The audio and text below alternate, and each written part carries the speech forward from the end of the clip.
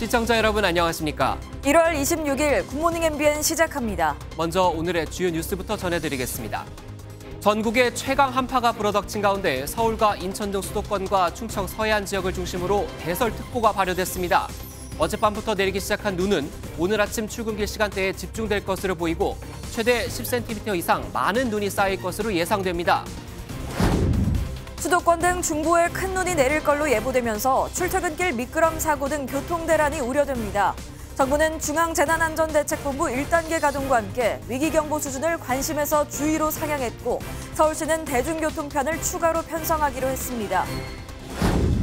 지난해 가스요금이 40% 정도 인상되면서 연초부터 급등한 난방비 고지서를 받아든 국민들이 충격에 빠졌습니다. 지하철과 버스 등 공공요금 인상도 논의 중인 데다 아이스크림과 생수 가격까지 올라가면서 서민들의 시름이 더욱 깊어지고 있습니다. 국민의힘 당대표 출마를 고심하던 나경원 전 의원이 선당 후사의 정신으로 용감하게 내려놓겠다며 불출마를 선언해 여당의 경선은 김기현, 안철수 의원 양강구도로 치러질 가능성이 커졌습니다. 윤 대통령은 오늘 국민의힘 지도부와 오찬을 갖고 순방 성과 등을 공유하는데 이 자리에서 나 전 의원의 불출마 관련 언급이 있을지 주목됩니다. 미국과 독일이 러시아와 전쟁 중인 우크라이나에 주력 전차를 지원하겠다고 밝히면서 서방 국가들은 일제히 환영했습니다. 전차가 대량으로 투입될 경우 전황에 상당한 영향을 줄 것으로 보이는 가운데 러시아는 극도로 위험한 결정이라고 비판했습니다.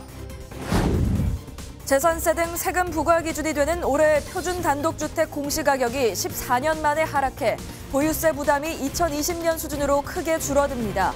집값 하락세 속에 전세값이 반토막 나는 것도 속출하고 있습니다. 마치 냉동실에 들어와 있는 것 같은 밤이었습니다. 북극의 찬 공기가 우리나라 상공으로 내려와서 그런 건데요. 어제는 올겨울 들어 가장 추운 날이었고 오늘은 폭설이 쏟아지고 있습니다. 오늘 첫 소식 고정수 기자입니다. 설 연휴가 끝나고 더 거세진 한파에 어제 서울의 아침 기온은 영하 18도였습니다. 서울 도심 건물에 고드름이 얼어 안전 문제가 우려될 정도의 강추위가 찾아온 겁니다. 중부지방은 영하 15도, 경기 북부부터 강원 일대는 영하 20도에 육박했습니다. 울릉도는 지난 23일부터 어제 오전 사이 70cm가 넘는 눈이 내렸습니다. 군가지동원대 항구와 도로에 쌓인 눈을 치우는 작업이 이뤄졌고 경북 일대엔 동파와 강풍에 따른 신고가 이어졌습니다. 강풍과 폭설에 몸살을 앓던 제주는 여객기 증편으로 한숨 돌렸지만 빙판길에 도로가 부분 통제됐습니다.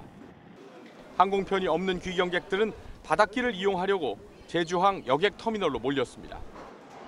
올겨울 최강 한파는 오늘 주춤할 전망입니다. 남서쪽에서부터 따뜻한 공기가 유입되면서 25일 늦은 밤 서쪽 지방에서부터 눈이 시작되어 새벽부터 아침 사이에 중부지방으로 확대되겠습니다.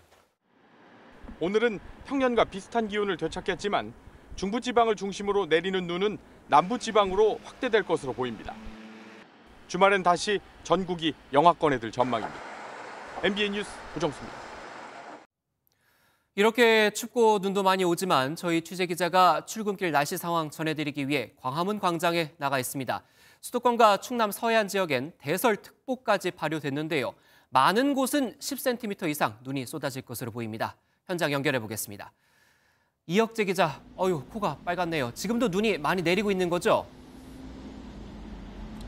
네, 이곳 광화문 광장에는 제법 굵은 눈발이 내리고 있습니다. 어제보다 아침 기온은 올랐지만 영하 9도까지 떨어진 날씨에 이렇게 목도리를 하고 장갑을 껴도 추위가 느껴지는데요.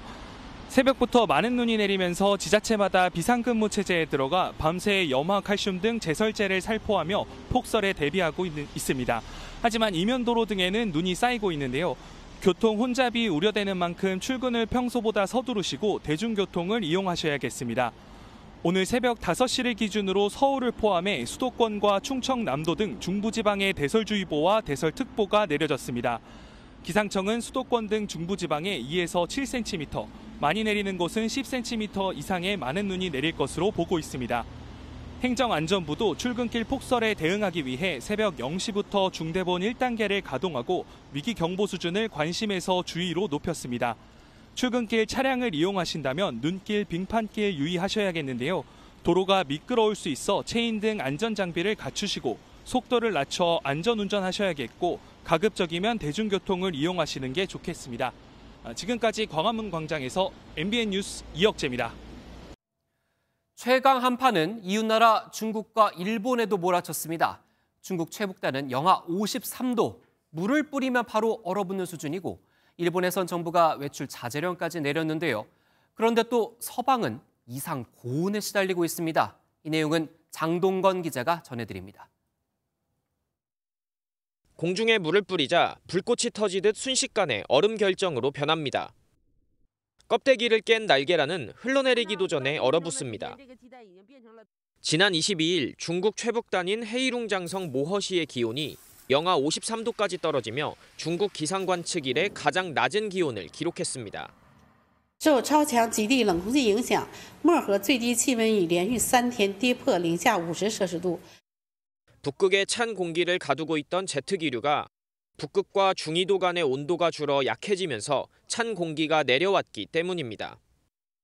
북극의 한기가 편서풍을 타고 이동하면서 우리나라와 일본에도 기록적인 한파가 덮쳤습니다.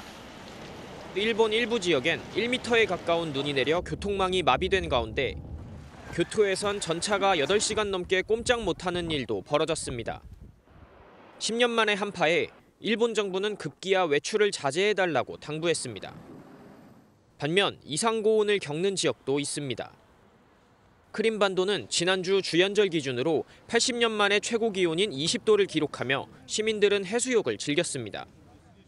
Это бывает нечасто, но тепло, как наш обычный крымский климат, 20 градусов, это круто. Это очень круто. 역대 세 번째로 따뜻한 1월을 보내고 있는 미국 뉴욕시는 앞으로 5일 안에도 눈이 내리지 않으면 역대 가장 늦은 첫눈 기록을 경신하게 됩니다. 남아공에선 최근 40도에 달하는 폭염이 이어지며 열사병으로 8명이 숨졌습니다. MBN 뉴스 장동건입니다. 어제 최강 한파에 이어 오늘은 중부지방을 중심으로 많은 눈이 내리겠습니다. 자세한 날씨는 기상센터 연결해 알아보죠. 김다영 캐스터, 눈은 언제까지 또 얼마나 내릴 예정인가요? 네, 오늘 출근길 평소보다 서둘러 나오셔야겠고요. 가급적 대중교통을 이용하시는 게 좋겠습니다. 현재 수도권과 충청, 전북과 경북 지역에 눈이 내리고 있고요. 눈발은 더욱 굵어지겠고 특히 중부를 중심으로 다소 강한 눈이 집중되겠습니다. 많은 눈이 쌓일 것으로 예상되는 수도권 서부와 충남 서해안에는 대설주의보도 내려졌습니다. 눈구름은 차츰 남하하면서 수도권의 눈은 늦은 오후부터 그치겠고 밤에는 전남과 영남 내륙에도 눈이 오겠습니다. 예상 적설량은 충남 서해안과 제주 산지에 10cm 이상, 인천과 경기 남부 등 서쪽 지역과 경북 북부에는 최고 7cm, 서울에도 1에서 5cm의 눈이 내리겠고요. 남부지방은 내일까지도 눈이 이어지겠습니다. 이 시각 현재 기온 보겠습니다. 서울은 영하 9도로 어제 아침보다 8도가량 높게 출발하고 있지만 여전히 평년 기온을 밑도는 추위가 이어지고 있고요. 한낮에는 서울 0도, 대전 2도, 대구는 4도로 대부분 영상권을 회복하겠습니다. 날씨였습니다. 이렇게 최강 한파가 이어지면서 난방과 온수 사용량도 늘고 있습니다. 전력 수급은 아직 괜찮은데 문제는 난방비 폭탄 고지서입니다. 기존보다 난방비가 2배나 올랐다는 원성이 곳곳에서 터져나오고 있는데요. 왜 이렇게 오른 건지 안병욱 기자가 알아봤습니다. 서울의 한 아파트 단지에 게시된 안내문입니다. 관리비 중 난방비가 많이 나왔다는 입주민들의 문의가 이어지자 이에 대한 설명을 하고 있습니다. 서울의 다른 아파트 단지도 사정은 마찬가지. 난방과 온수 요금이 오른 이유가 적혀 있습니다. 난방비는 도시가스 요금과 열 요금으로 구성되는데 실제로 부담이 커졌다는 반응이 많습니다. 15만 원에서 20만 원 정도 더 인상돼서 나왔어요. 온도를 좀 낮추거나 좀 그렇게 좀 시도를 하고 있죠. 줄이려고 좀 무릎 담요도 하고 옷도 좀 따뜻하게 입고 아이들한테도 옷 하나씩 더 껴입으라고 하면서. 난방비가 급격하게 오른 가장 큰 이유는 발전 원료가 되는 수입 액화 천연가스, LNG의 가격 상승 때문입니다. 지난해 LNG 국제 가격이 125% 올랐고 우리나라의 LNG 수입액도 100% 가까이 늘었습니다. 여기에 추워진 날씨 때문에 난방과 온수 사용량도 증가했습니다.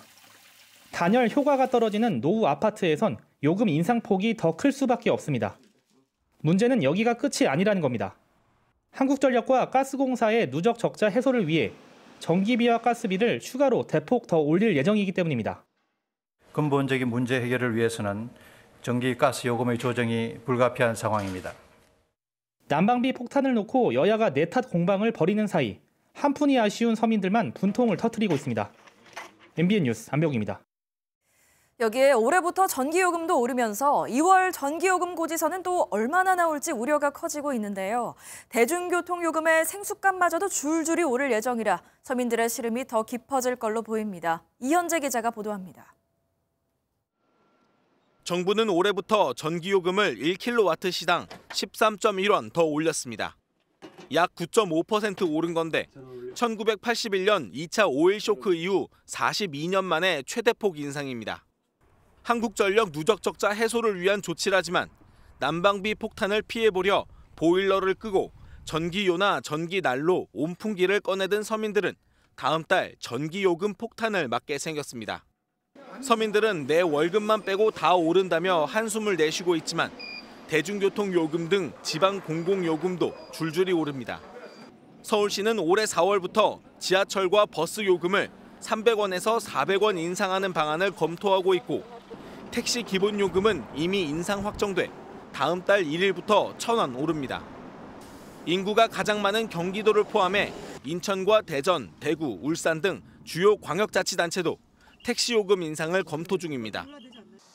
경기도와 전라남도, 강원도는 도내 쓰레기 종량제 봉투 가격을 인상하기로 결정했습니다. 정부는 물가 상승을 촉진할 수 있다며 지방 공공요금 인상 자제를 당부했습니다. 원가 절감, 생산성 향상 등 자구 노력을 통해 지방 공기업 등이 인상 요인을 최대한 자체적으로 흡수해 주시기 바랍니다. 먹거리 가격 인상도 걱정거리입니다. 국내 생수시장 점유율 1위인 제주 삼다수는 다음 달부터 출고가를 평균 9.8% 올립니다. 지난해 하반기에 주요 라면 회사 4곳이 모두 가격을 올렸고 우유 가격도 지난해 11월 오르면서 우유가 들어가는 빵, 아이스크림 등 가격도 덩달아 올랐습니다. MBN 뉴스 이현재입니다. UN 경제사회처가 세계 경제 상황과 전망 보고서에서 올해 세계 경제 성장률을 1.9%로 전망했습니다. 이는 지난해 중반 전망치에서 1.2%포인트 하향 조정한 것으로 최근 수십 년간 가장 낮은 수치입니다. 유엔은 우크라이나 전쟁과 인플레이션 등으로 경제 전망이 불확실하다며 성장률을 낮춘 이유를 밝혔습니다. 이 보고서는 한국은 올해 2%, 내년 2.5% 성장하고 일본은 올해 1.5%, 내년 1.3% 성장할 것으로 전망했습니다. 나경원 전 의원이 장고 끝에 국민의힘 당대표 선거에 출마하지 않기로 했습니다. 나 전 의원은 솔로몬 재판의 진짜 엄마 같은 심정으로 결정했다며 친윤 들으라는 듯 뼈 있는 말도 남겼습니다. 어떤 말인지 유호정 기자가 보도합니다. 당대표 출마를 두고 장고를 이어오던 나경원 전 의원이 국민의힘 당사에서 기자회견을 열었습니다. 우리 당의 분열과 혼란에 대한 국민적 우려를 막고 화합과 단결로 돌아올 수 있다면 저는 용감하게 내려놓겠습니다. 자신의 출마가 분열로 여겨지는 상황에서 선당 후사의 자세로 솔로몬 재판의 진짜 엄마의 심정으로 불출마를 결정했다고 밝혔습니다. 나 전 의원은 윤석열 정부와 총선 성공을 바란다고 강조하면서 자신에 대한 집단 비판이 나왔던 당을 향해 뼈 있는 당부도 남겼습니다. 포용과 존중 절대 간직해야 합니다. 질서 정연한 무기력함보다는 무질서한 생명력이 필요합니다. 친윤계의 불출마 압박과 당내 초선 의원들의 비판 성명에도 출마에 무게를 뒀던 나 전 의원이 마음을 바꾼 데는 반윤 낙인에 대한 부담이 결정적 역할을 한 것으로 보입니다. 나 전 의원에 대한 지지세가 어느 후보로 향할지 관심인 가운데 나 전 의원은 이번 전당대회에서 어떤 역할도 할 생각이 없다고 선을 그었습니다. MBN 뉴스 유호정입니다.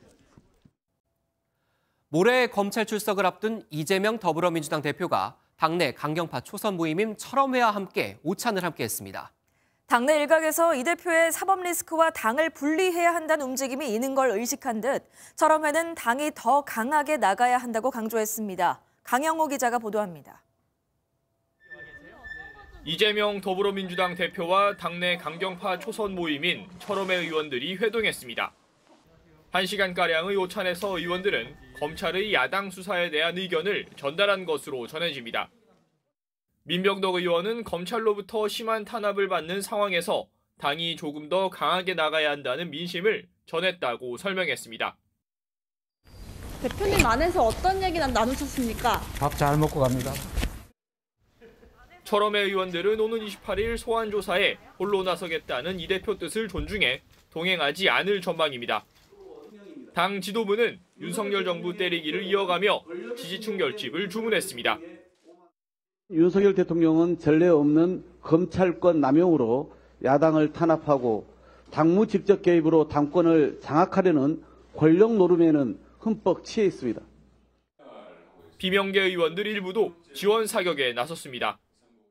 친문계 전해철 의원은 검찰 수사에 당이 대응하는 게 맞다고 밝혔고 지난 전당대회에 출마했던 김민석 의원 역시 이 대표 중심으로 단결해야 한다고 호소했습니다. 민주당 지도부는 오늘부터 이틀간 텃밭인 전북 지역을 찾을 예정인데 검찰 출석을 앞둔 이 대표가 어떤 메시지를 내놓을지 관심이 쏠립니다. MBN 뉴스 강용호입니다.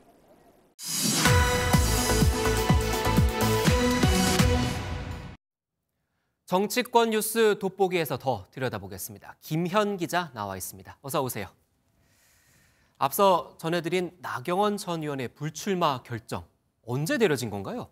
네, 나경원 전 의원 본인이 아닌 이상 어제 결정을 언제 내렸는지 정확히 알 수는 없을 것 같습니다. 예. 다만 저희 취재진이 설 연휴 직전까지만 해도 이 나경원 의원 측에 좀 적극적으로 소통을 해봤는데요. 이때까지만 해도 출마 쪽에 무게가 실린 거로 파악을 했습니다. 네. 연휴 기간 동안 그리고 마지막까지 나 전 의원 스스로 심사숙고를 거듭한 것으로 보이는데요. 실제 불출마 선언 하루 전에도 측근들과 4시간 넘는 회의를 가졌다고 하고요. 막판까지 결정을 하지 못해서 출마와 불출마 선언문 2개를 작성했던 것으로 전해지고 있습니다. 장고를 거듭하다 당일 아침에 불출마 결정을 내린 것으로 현재까지는 보여지고 있습니다. 그러면 이 불출마 결정을 하게 된 결정적인 요인 어떤 건가요? 네, 아무래도 가장 큰 요인은 대통령과의 관계 그리고 친윤계의 압박이 크게 작용했을 것이라는 분석입니다. 예. 나 전 의원은 대통령실과 갈등을 빚은 뒤 대통령실 관계자 그리고 친윤계 의원들의 직간접적인 압박을 받았었죠. 나 전 의원의 측근인 박종인 전 의원은 윤석열 대통령과 인간적으로 절친했고 그 누구보다 스스로 친윤을 자처했던 만큼 대통령과 대립하는 부분에 가장 큰 고민이 있었다고 전했습니다. 여기에 초선 의원들이 불출마를 요구하는 연판장을 돌리고 당원들의 문자폭탄도 무담으로 작용했을 것으로 보입니다. 또 건강이 좋지 않은 나 전 의원의 부친도 전당대회에 나가지 말라고 조언하는 등 가족을 비롯한 측근의 만류 목소리도 크게 받아들여졌을 것으로 보입니다. 네, 불출마 결정으로 나 전 의원 정치 인생에 가장 큰 위기가 왔다. 뭐 이런 이야기도 나오던데요. 네, 아무래도 윤석열 대통령 임기가 4년 이상 남은 만큼 대통령실 그리고 친윤계와의 껄끄러운 관계가 발목을 잡을 수 있을 것으로 보입니다. 당장 내년 총선을 앞두고 나 전 의원의 지역구였던 이 동작 을에 대통령 측근 인사가 공천될 것이라는 소문도 돌았었는데요. 예. 친윤계 한 의원은 국민의힘 당원들은 이준석 전 대표 사태로 인해 당내 분란에 부정적이라면서 당 내부 분위기를 전하기도 했습니다. 또 이와 별개로 여당 내 중진 의원으로서 확보하고 있던 정치력을 잃었다는 시각도 있습니다. 윤심에 가로막혀서 당대표 선거에 출마조차 하지 못하면서요. 실리와 명분을 잃었다는 해석입니다. 그러면 나 전 의원의 향후 행보는 어떻게 될 것 같습니까? 네, 나 전 의원은 어제 불출마 선언을 하면서 자신의 희생을 강조를 했습니다. 아기를 반으로 나눠 가지라고 했을 때 진짜 엄마는 아기를 살리기 위해 이기는 것을 포기한다는 이 솔로몬 재판을 언급하기도 했습니다. 당을 사랑하는 마음으로 솔로몬 재판의 진짜 엄마의 심정으로 제가 그만두기로 결정했습니다. 당에 피해가 가지 않게 자신이 희생했다는 점을 강조하면서 자신의 지분을 좀 확보하는 그런 모습이었는데요. 그렇군요. 또 대중적 인지도를 바탕으로 한 나 전 의원의 경쟁력이 여전하기 때문에 불출마를 통해 정치적 퇴로를 열어놨다는 분석도 있습니다. 나 전 의원은 전당대회에서 자신의 공간은 없다, 역할론에 선을 그었지만 김기현, 안철수, 양강은 벌써부터 러브콜을 보내고 있습니다. 대승적 결단을 하면서 살신성연의 모습을 보였다고 높게 평가하고 싶습니다. 앞으로 우리 나경원 대표님과 함께 같이 손잡고 지금 아마 마음이 굉장히 힘드신 그런 상황으로 파악됩니다. 적절한 시기에 한번 만나 뵙고 말씀 나누고 싶습니다. 네, 그리고 국민의힘 전당대회 이 마지막 변수로는 유승민 전 의원이 남아 있는데요. 유 전 의원의 결심에 따라 다시 한번 전당대회 구도가 재편될 것으로 보입니다. 마지막으로 다른 소식도 잠깐 한번 살펴보죠.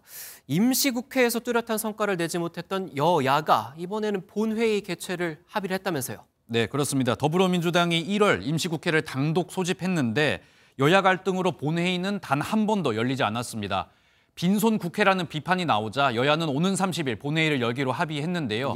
이와 더불어 다음 달 6일에서 8일에는 대정부 질문도 진행하기로 했습니다. 일단 비쟁점 법안부터 처리한 후 양곡법 등 이제 쟁점 법안에 대해서는 2월 임시국회에서 다루기로 한 상황입니다. 네, 오랜만에 국회가 일하는 모습을 볼 수 있을 것 같네요. 여기까지 듣겠습니다. 김현 기자였습니다.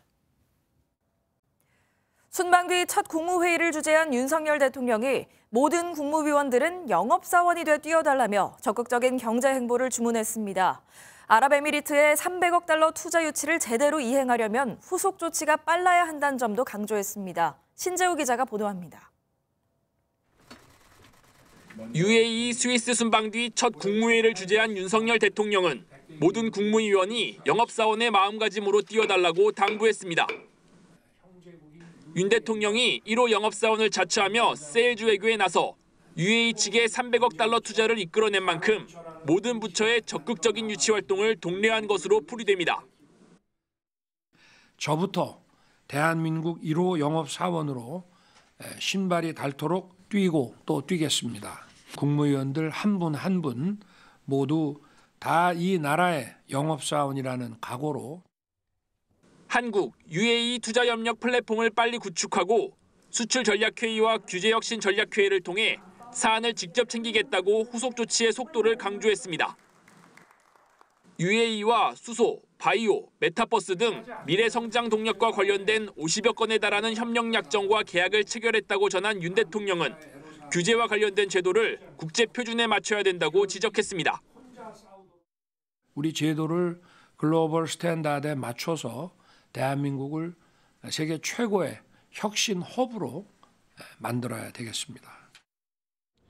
윤 대통령은 지금의 정부 조직이 비대하다고 보고 곧 개혁의 큰 그림을 짤 예정인데 특히 경제부처의 경우 수출과 투자 중심으로 조직을 개편할 것으로 예상됩니다. MBN 뉴스 신재우입니다. 지난해 말 북한 무인기가 서울 상공을 침범했지만 1시간 반이나 흘러서야 대응 태세가 발령됐죠. 늑장 대응이라는 여야의 비판에 군이 당시 상황을 자체 검열했고 오늘 그 결과가 발표되는데요. 군도 문제점은 시인했지만 문책은 없을 거라고 합니다. 최희지 기자입니다. 지난달 26일 군사 분계선으로 넘어 날아오는 북한 무인기 추정체가 포착됩니다. 긴급 상황으로 짧은 시간 안에 전 부대의 내용을 공유할 수 있는 고속 상황 전파 체계를 사용해야 했지만 육군 1군단은 전화를 선택했습니다. 결국 1시간 반이 지나서야 무인기 작전 태세 두루미가 발령됐고 안보에 구멍이 뚫렸다는 늑장 대응 비판을 피할 수 없었습니다. 대통령을 보호하기 위한 하늘의 울타리 비행금지 구역이 침범되었습니다. 경호작전의 실패입니다. 군은 자체 검열에 들어갔고 미흡한 점이 다수 식별됐다는 평가 결과를 국방부와 합동참모본부가 국회에 보고했습니다. 국방위원회 전체 회의를 하루 앞둔 어제는 북한 소형 무인기 도발 대응 관련 검열 결과 사전 설명도 있었습니다. 하지만 군은 미비점을 시인하면서도 문책 범위와 수준은 명시하지 않았고 합참도 구체적인 문책 계획은 거론하지 않아 징계는 없을 것으로 파악됐습니다. 국회 국방위원회가 오늘 전체 회의를 열고 북한 무인기 사태에 대한 현안 보고를 받을 예정인데 논란을 피해갈 수 있을지 관심이 주목됩니다. MBN 뉴스 최희지입니다. 중국의 해킹 그룹이 국내 학술기관 12곳의 홈페이지를 해킹한 걸로 확인됐습니다. 이들은 국내 민간 사이버 보안을 총괄하는 한국인터넷진흥원을 비롯해 우리 정부 기관 홈페이지에 대한 공격도 예고했는데요. 과기부 등 관련 기관이 비상대응 태세에 들어갔습니다. 이현재 기자가 보도합니다. 우리나라에 대한 사이버 공격을 예고했던 중국 해킹 그룹 샤오치잉. 실제 국내 학술기관 홈페이지 총 12곳이 샤오치잉의 공격을 받아 해킹 피해를 입은 것으로 확인됐습니다. 지난 22일 대한건설정책연구원을 시작으로 우리말 학회, 한국고고학회 등 11곳이 추가 공격을 받은 겁니다. 12곳이 웹 변조 공격을 당했다라고 실제로 웹 변조 공격이 발생한 건 맞고요. 이들 조직은 홈페이지를 변조하는 디페이스 해킹 방식을 이용했습니다. 웹사이트 접속 시 자신들의 로고와 함께 한국 인터넷 침입을 선포하다라는 문구가 팝업 창으로 나타나도록 했습니다. 이 홈페이지를 해킹했다는 걸 알리기 위해서 디페이스를 이용해서 본인의 정보를 노출시키죠, 일부러. 보통 본인의 존재를 높이려고 할 때 많이 써요. 샤오치잉 측은 이들 기관 외에 설 연휴 전후 국내 교육 관련 웹사이트 70곳을 해킹했고 한국 정부기관의 데이터 54.2GB를 훔쳐냈다고 주장하고 있습니다. 여기에 민간 사이버 보안을 전담하는 한국인터넷진흥원, 키사의 공격까지 예고했습니다. 전문가들 사이에선 불안 조성이 목적이라는 분석이 나오는 가운데 최근 다양한 분야에서 한중 간의 불편한 기류가 반영된 것이라는 관측도 나옵니다. 이들 해킹 조직이 국내 기관 2,000여 곳에 대한 추가 사이버 공격을 예고한 만큼 과학기술정보통신부와 키사 측은 24시간 모니터링을 강화하는 등 비상 대응 체계를 유지하겠다고 밝혔습니다. MBN 뉴스 이현재입니다. 50대 남성이 2년간 사귀었던 전 연인에게 흉기를 휘둘렀습니다. 헤어진 뒤에도 남성이 계속 연락하자 여성이 경찰에 스토킹 신고를 했는데 1시간 뒤 이 여성을 찾아가 범행을 저지른 겁니다. 피해 여성은 얼굴을 크게 다쳤습니다. 노승환 기자가 보도합니다. 한 행인이 누군가를 붙잡아 제압합니다. 잠시 후 출동한 경찰이 바닥에 앉아있던 남성을 체포합니다. 인천의 한 골목길에서 50대 여성에게 흉기를 휘두른 피의자를 시민이 붙잡은 장면입니다. 사건은 한 식당에서 시작됐습니다. 한때 교제했던 남성이 욕설과 함께 연락을 계속해오자 여성이 경찰에 신고했고 이를 알게 된 남성이 여성이 운영하는 식당에 찾아가 범행을 저지른 겁니다. 피해 여성이 가게를 뛰쳐나와 도망치자 남성은 이 길로 여성을 쫓아와 다시 한번 흉기를 휘둘렀습니다. 여성은 목숨은 건졌지만 얼굴과 목 등 여러 곳을 크게 다쳤습니다. 스토킹 신고 1시간여 만에 벌어진 일입니다. 그냥 막 난리가 났어. 경찰들이 오고 그래서 보니까 차가 와서 싣고 가는데 보니까 피가 막 얼굴에 막. 피해 여성은 전에도 같은 남성에 대해 6차례나 스토킹 신고를 했지만 번번이 처벌을 원치 않는다고 한 것으로 전해졌습니다. 이번에도 출동한 경찰에게 경고만 해달라고 요청해 경찰은 절차에 따라 가해 남성에게 경고 전화만 했고 접근 금지 조치 등을 하지 않았습니다. 이 때문에 신고자의 의사와 상관없이 경찰이 스토킹 가해자를 강제 수사할 수 있게 하는 법 개정이 추진되고 있지만 입법 절차가 늦어지고 있습니다. MBN 뉴스 노승환입니다. 결혼한 지 3달이 채 안 된 30대 농협 직원이 극단적 선택을 했습니다. 유족은 상사의 폭언과 욕설 등 괴롭힘으로 사망했다며 유서를 공개했는데요. 결혼한다고 하니까 왜 바쁠 때 결혼하느냐며 개념이 있는지 모르겠다고 했답니다. 아니 그럼 양가가 잡는 결혼 날짜를 이때쯤 농협이 한가하겠구나 예상해서 잡아야 하나요? 강세훈 기자입니다. 전북의 한 지역 농협에서 근무하는 34살 이 씨가 숨진 건 지난 12일입니다. 농협 근처 주차장에 세워진 자신의 차량 안에서 극단적 선택을 했습니다. 이 씨는 숨지기 전 직장 내 괴롭힘 때문에 견디기 힘들었다는 유언장을 남겼습니다. 그러면서 상사 2명을 가해자로 지목했습니다. 화장실을 좀 빈번하게 갔어야 됐습니다. 하지만은 이 가해자 측에서는 왜 화장실을 자주 가냐는 식으로도 면목을 주고 그거를 CCTV를 조사를 해서 시간까지 동선까지 파악을 하고 또 우울증으로 병원에 입원까지 했는데도 괴롭힘은 1년간 이어졌다고 주장했습니다. 결혼식 날짜를 잡고 나서도 네가 정신이 있는 놈이냐 그럴 때 휴가를 쓰고 개념이 있는지 모르겠다라고 하면서 이 씨는 3개월 전 상사의 괴롭힘을 알렸지만 해당 농협은 가해자와 피해자 분리 조치를 하지 않은 것으로 확인됐습니다. 직원 2분을 옮기고 피해자라고 주장하시는 고인을 그 자리에 둔다는 것은 저희는 옳지 않다고 생각했거든요. 가해자로 지목된 상사 2명은 직장 내 괴롭힘은 없었다고 해명했습니다. 유적은 경찰에 고소장을 제출했습니다. MBN 뉴스 강세훈입니다.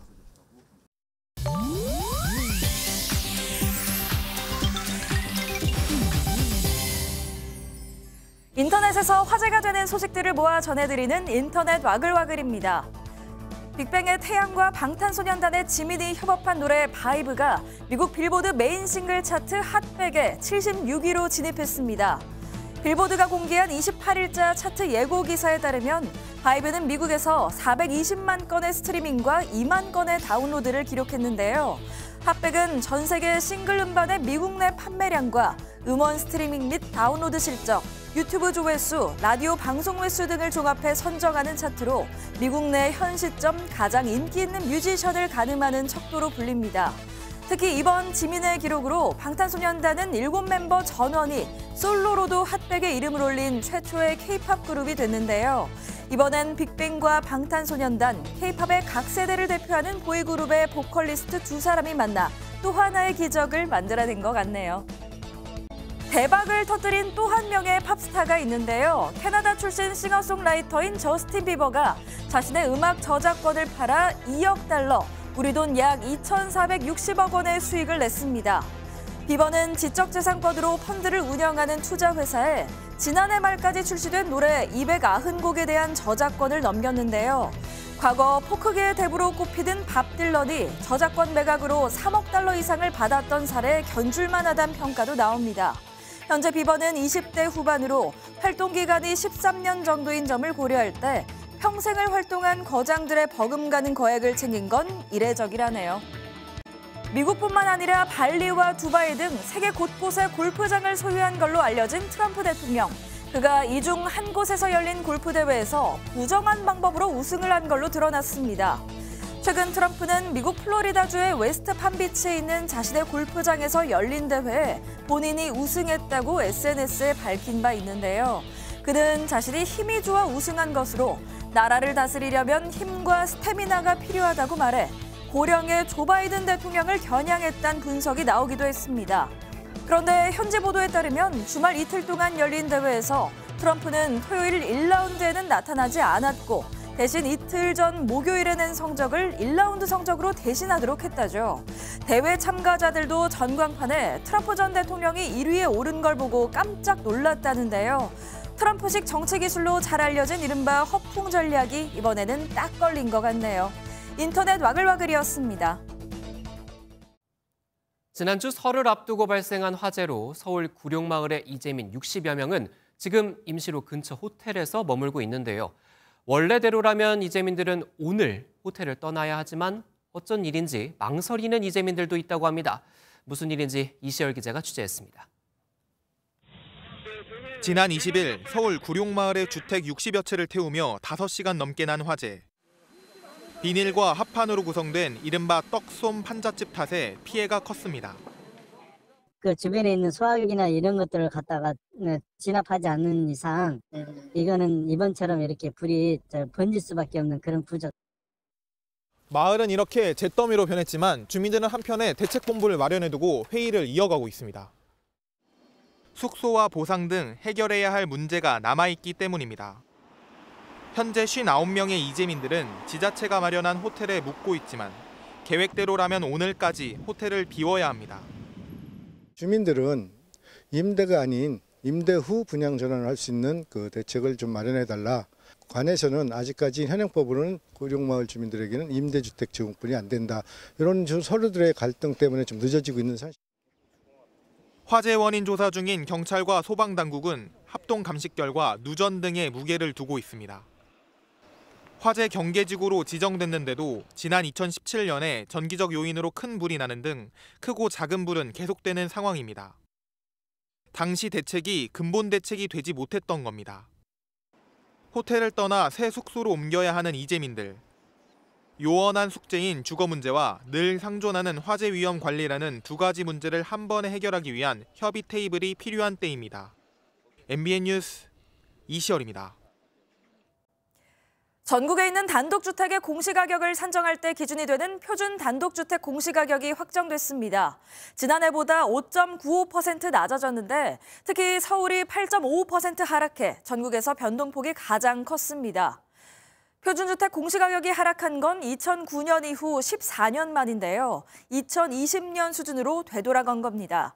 이에 따라 재산세와 종부세 등 보유세 역시 확 줄어듭니다.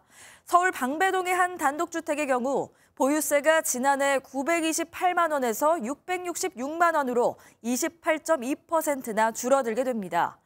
가격이 더 많이 급락한 아파트 등 공동주택은 3월에 공시가격이 발표됐는데 두 자릿수 하락률이 유력합니다.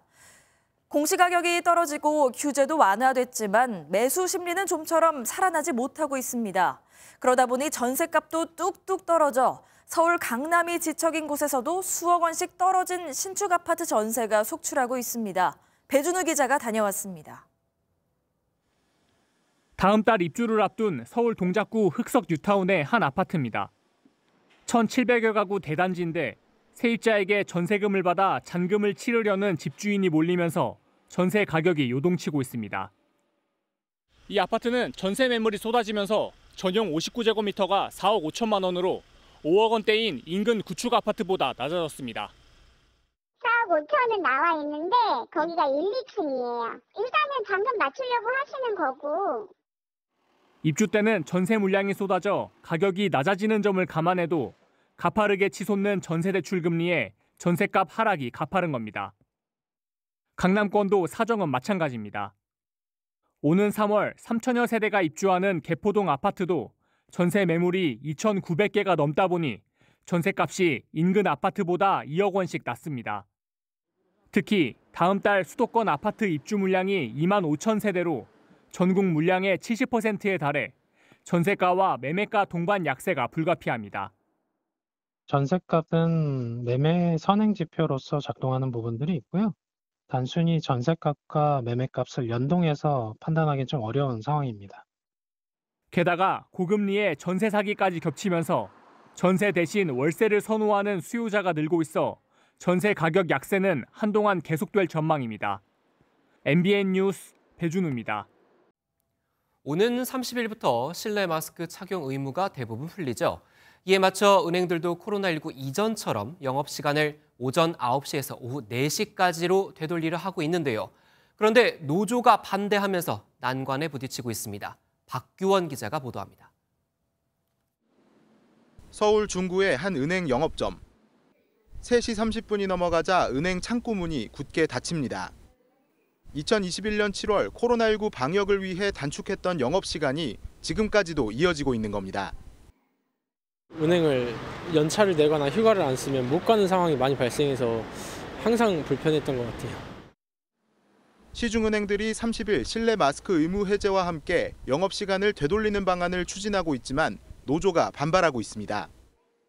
금융노조는 코로나19 이전 7시간이었던 영업시간을 6시간 30분으로 줄이는 방안을 주장하고 있는데 사측이 이를 받아들이지 않으면서 교섭이 결렬됐습니다. 최근 비대면 거래가 늘면서 영업시간도 탄력적으로 운영해야 한다는 주장이지만 시민들의 시선은 싸늘합니다.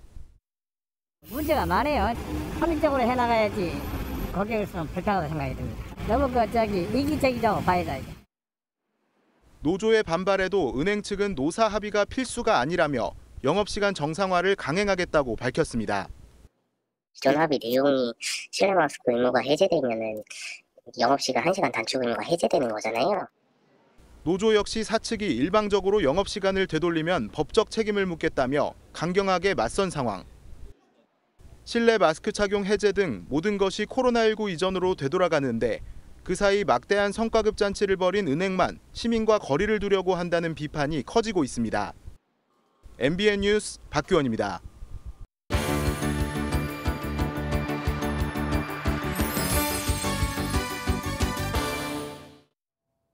굿모닝 월드입니다.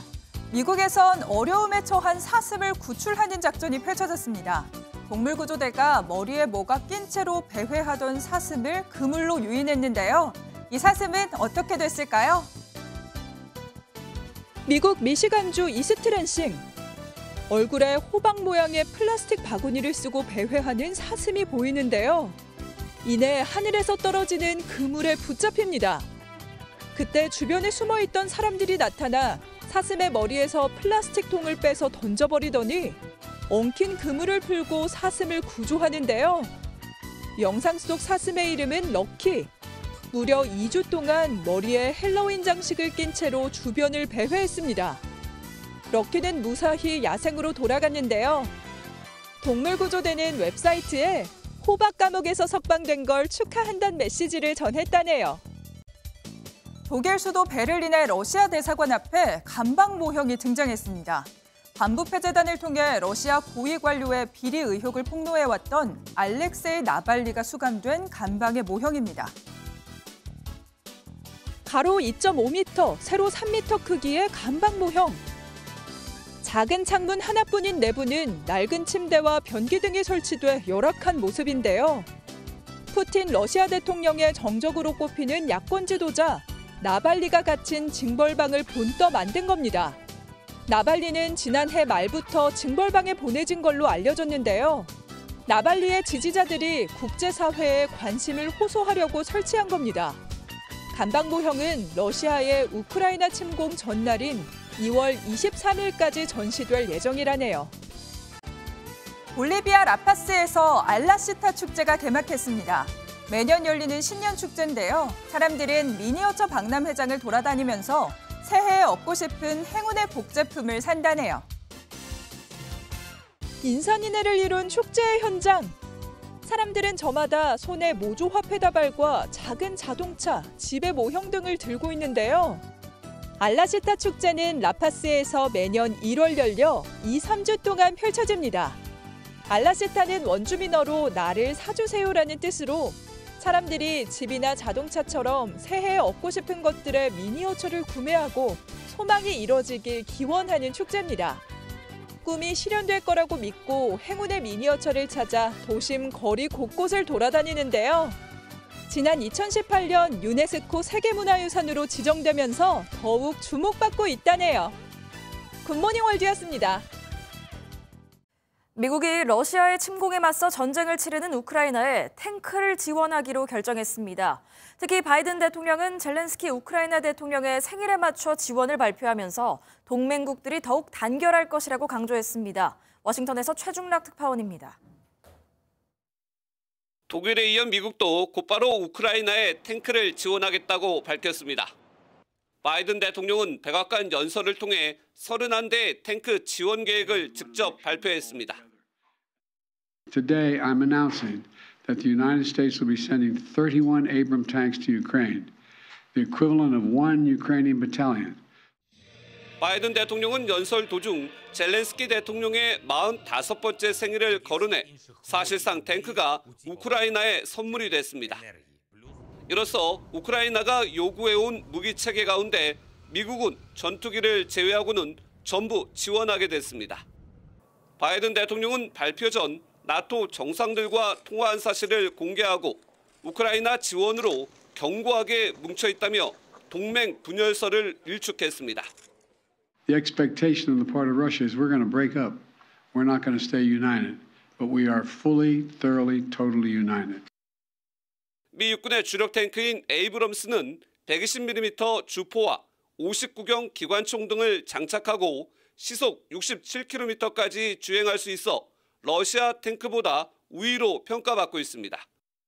우크라이나가 우수한 기동성과 화력을 갖춘 탱크를 다량 확보하면서 동부전선의 교착 상태를 타개할 발판을 마련할지에도 관심이 쏠립니다. 다음 달이면 1년이 되는 우크라이나 전쟁에서 미국이 탱크를 지원하면서 러시아와 대리전 양상은 더욱 격해질 전망입니다. 워싱턴에서 MBN 뉴스 최종락입니다. 미국과의 갈등, 그리고 코로나19로 인한 끝없는 봉쇄 때문일까요? 언제부턴가 중국의 극장가를 애국주의 영화가 휩쓸고 있는데요. 올해 춘제 연휴에도 이른바 이런 영화들이 대박을 쳤다고 합니다. 베이징 윤석정 특파원입니다. 장이모우 감독이 메가폰을 잡은 영화 만강홍은 금나라의 침입에 맞서 싸운 남송의 무장 악비가 쓴 글을 토대로 만든 사극입니다. 악비는 우리로 치면 이순신 장군 정도로 중국인들이 민족의 수호신으로 칭송하는 인물입니다. 춘제 당일인 22일 개봉해 이틀 만에 5억 4,500만 위안, 우리 돈 992억 원을 벌어들였습니다. 大年初一因为好片上档嘛，必须捐一下嘛，对不对？这个叫新春档吧，是吧？也是我们的一个形成的一个习惯啊，一个新的又有节日氛围又有文化氛围的一种。 역시 춘제에 개봉해 이틀간 6억 위안, 우리 돈 1,100억 원의 흥행을 기록한 유랑지구 2편은 SF 재난 블록버스터입니다.